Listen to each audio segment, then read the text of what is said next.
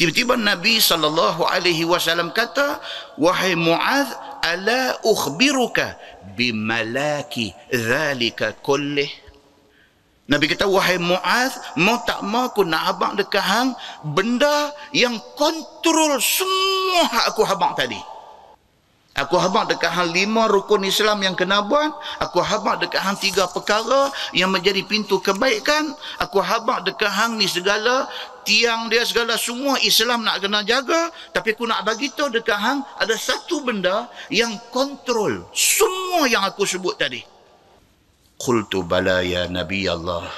Muaz kata, tentu aku nak tahu apakah benda yang paling penting ini ya Rasulullah. Fa akhadha bilisanih.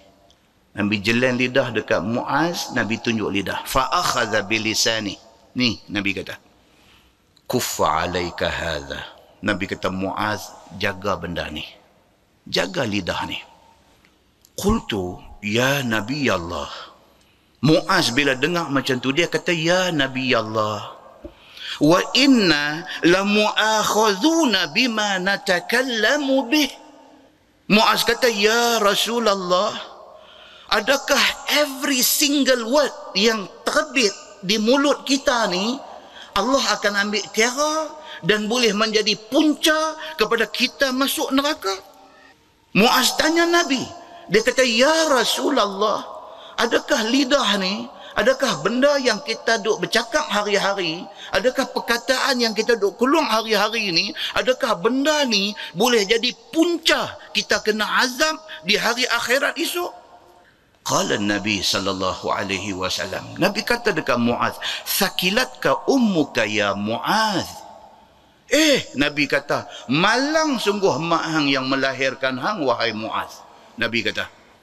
Kalau kita terjemah perkataan dia, sakilatka ummuk, maksudnya malanglah mak hang yang melahirkan hang, kemudian hang ni mati, malang mak hang. Itu maksud perkataan tu.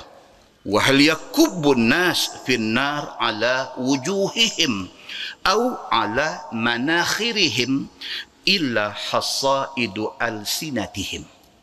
Nabi kata, Muaz, hang tak tahukah berapa ramai manusia di hari akhirat esok disembamkan muka mereka dan hidung mereka ke neraka semata-mata kerana lidah yang tak jaga.